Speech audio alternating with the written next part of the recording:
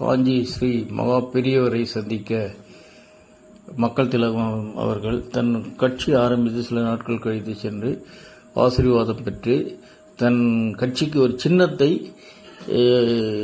பரிந்துரை செய்யும்படி கேட்டுக்கொண்டார்.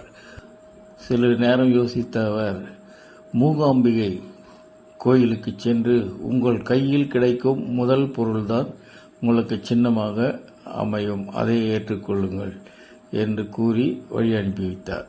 அதேபோல் மூகாம்பிகை கோயிலுக்கு சென்ற மக்கள் திலகத்திற்கு கற்கண்டுடன் ஒரு துளசியை கொடுத்தார். அதில் 2 இலைகளும் சிறு முக்குகளும் இருந்தன. அதுதான் மக்கள் திலகம் தன்னுடைய கட்சிக்கு சின்னமாக வைத்து வெற்றி சின்னமாக்கினார். நமது வெற்றியை நாளை சரித்திரம் சொல்லும்.